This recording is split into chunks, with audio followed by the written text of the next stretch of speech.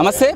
Addanki దయకి MLC రావడం జరిగింది. So వాళ్ళ సతీమణి మనతో పాటు ఉన్నారు. వాళ్ళ సంతోషాన్ని అసలు గతంలో ఒకసారి మాట్లాడుకున్నాం ఆల్రెడీ, ఇంకా ఎందుకు రావట్లేదు అని ఒకటి మాట్లాడుకున్నాం. సో ఫైనల్గా వచ్చింది, ఒకసారి మాట్లాడడం. నమస్తే మేడం, ఎలా చూస్తారు దీన్ని? చాలా సంతోషం అండి. ఇప్పటికైనా చేసిన పనిని గుర్తించి సీఎం గారు, మంత్రులు ఎవరైతే ఉన్నారో వాళ్ళంతా కలిసి సరైన నిర్ణయం తీసుకున్నారని నేను అనుకుంటున్నా. తెలంగాణ ఉద్యమంలో కూడా చాలా కీలకమైన పాత్ర వహించి తెలంగాణ రావడంలో తన పాత్రను నిర్వర్తించినటువంటి అద్దంకి దయాకర్ గారు ఇన్ని సంవత్సరాలు మేమే కాదు, యావత్ తెలుగు పీపుల్ ఎవరైతే ఉన్నారో ప్రపంచంలో అందరూ ఎదురు చూశారు. సో ఈరోజు ఆయనకు ఎమ్మెల్సీ అనౌన్స్ చేయడం అనేది అందరూ సంతోషిస్తున్నారు మాతో పాటు.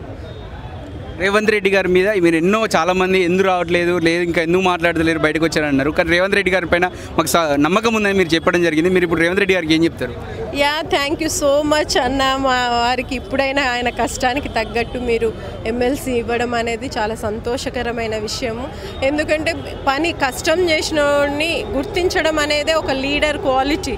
సో ఆ లీడర్ క్వాలిటీ రేవంత్ అన్నకు ఉందని నాకు ఎప్పుడో తెలుసు. ఎప్పటికైనా తనకి న్యాయం చేస్తారనుకున్నా.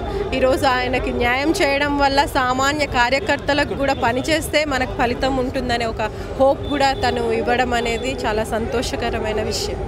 ఇటు ఎమ్మెల్సీతో పాటు ఒక బాధ్యత కూడా పెట్టడం జరిగింది దయాకర్ పైన. మీరు దానిపై ఎలా సహకరించబోతున్నారు? ఇప్పుడు ఒకటే వాయిస్ అయ్యి తెలంగాణలో ప్రతిపక్షాన్ని ఎదుర్కొంటున్నట్టు రేవంత్ రెడ్డికి సపోర్ట్గా మరో వాయిస్ నిలవబోతున్నారు దయాకర్ అంటే.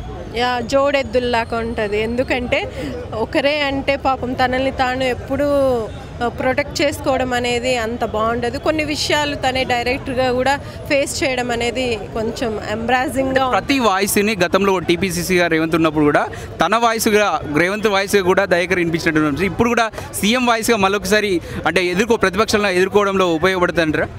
తన కనుసందుల్లోనే నడుస్తారండి. ఎందుకంటే సీఎం గారు ఏవైతే నిర్ణయాలు తీసుకుంటారో దానికి అనుకూలంగానే తను మాట్లాడడం కానీ తన కార్యాచరణ కానీ ఉంటుంది. అంటే ఇప్పుడు ఉన్నటువంటి సిచ్యువేషన్లో సోషల్ మీడియా ప్రభావం ఎక్కువ ఉంటుంది. కానీ దయాకర్ అన్న మాట వింటే సోషల్ మీడియా ఎవరైనా వింటారు. మామూలుగా ప్రతిపక్షాలకు కూడా కొంచెం భయమే వాళ్ళని ఎదుర్కోవాలంటే. సో సోషల్ మీడియా ప్రభావం వల్ల చాలా దుష్ప్రచారాలు ప్రభుత్వం పైన జరుగుతూ ఉన్నాయి. దాన్ని ఎలా అడ్డుకోగలుగుతారు దయాకర్? ప్రతిదాన్ని ఫేస్ చేస్తారు. తను అంటే వాళ్ళ ప్రభుత్వం ఏ కార్యక్రమాలు నిర్వర్తిస్తుందో, ఎలాంటి పథకాలు ఇంట్రడ్యూస్ చేస్తుందో, వాళ్ళు జనానికి ఏం చేస్తున్నారో ఎవ్రీథింగ్ ఆయన ప్రజల ముందుకు తీసుకెళ్లే ప్రయత్నం చేస్తారు మీడియా త్రూ. ప్రజల కోసం దయాకర్ కొట్లాడతారు. సో మీ పాత్ర ఏముండబోతుంది? నా పాత్ర ఏముందండి, నేను సపోర్ట్ చేస్తా. Full supported to my husband. ఏంటంటే ఆయన మంచి లీడర్గా ఎదిగితే ఇప్పుడు చాలామంది ఆయనని యాక్సెప్ట్ చేస్తున్నారు తెలుగు పీపుల్.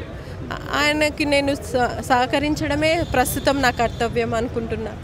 6 మంత్రి ఖాళీలు ఉన్నాయి. అందులో ఒకటి రాశి రేవంత్ రెడ్డి రిజర్వ్ చేసి పెట్టారు దయాకర్ గారికి అని చెప్పేసి అంటున్నారు. మీరేమంటారు? నాకైతే అలాంటి సమాచారం ఏమి లేదు. అది హైకమాండ్ చూసుకుంటుంది, సీఎం గారు, మంత్రివర్గము వాళ్ళు చూసుకుంటారు. వాళ్ళ నిర్ణయం ప్రకారమే మేము నడుచుకోవడానికి సిద్ధంగా ఉన్నాం. ఇది దయాకర్ గారి సతీమణి మనతో పాటు సంతోషాన్ని వ్యక్తం చేస్తూ ఉన్నారు. కెమెరామెన్ వెంకటేష్తో అక్షిత్, హైదరాబాద్.